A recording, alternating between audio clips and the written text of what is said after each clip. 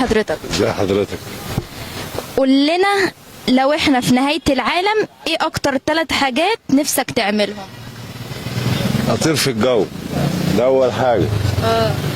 وتاني حاجه اعوم في الميه. وتالت حاجه احلم بالملايين. بس هم الثلاثه دول. بس كده؟ بس. مفيش حاجة تانية؟ لا مفيش حاجه تانية.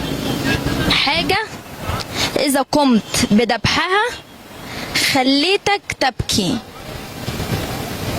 حها بذبحها. القطه. القطة لو انت ذبحتها بتبكيك؟ طبعا عشان هي ضعيفه.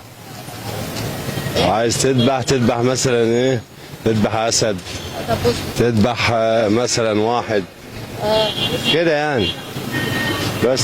انما ما تذبحش قطة عشان ضعيف. لا ضعيفة، القطط كده كده ضعيفة وحنينة. فلو واحد كده عادي ممكن نذبحه خالص. بس. وايه تاني؟ انت لما حد بيزعلك بتعمل له ايه؟ براضيه. يعني حد جه عليك بتعمل له ايه؟ تمسك السكينة وتغزه ولا ايه؟ لا اضربه بالنار على طول. وايه تاني؟ طلع البندقية وكده يعني. وهتعمل ايه تاني فيه؟ يعني مش لو زعلنا على كد الزعل اللي هو زعلهوني يعني. ازاي؟ يعني على حسب هو بقى. غلط فيا ممكن اعديها له. يعني مد ايده عليا ممكن اموته.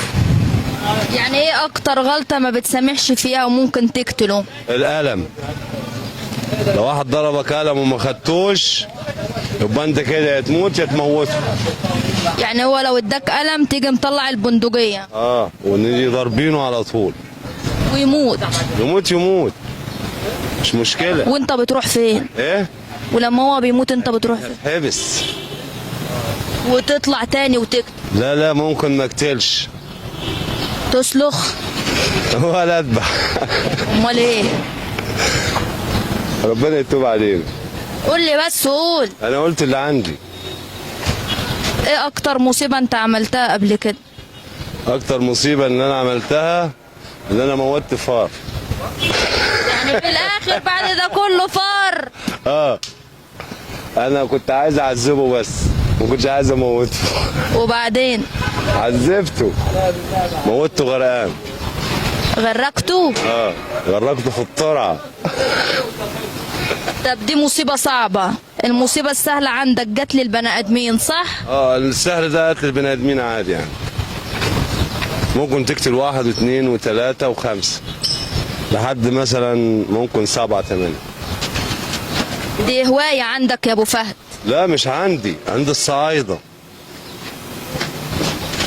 انا خايفة اتقتل بعد الحلقة دي. ما تقلقش يا ابو عم. اوعى تراجبني. لا ما تقلقش، انت تاخد كاميرتك وتوكل على الله. لا انا هكمل اليوم. لو حد ضايقك تعمل فيه ايه؟ هغزه. نعم؟ هغزه، هقتله. لو ضايقك ايه؟ هقتله. ليه؟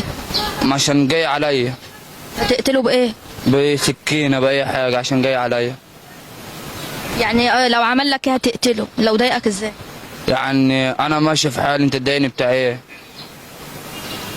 هتقتله ازاي؟ بسكينة. غزة وخلاص ولا 100 غزة؟ لا هي غزة، وكل سنة وانت طيب.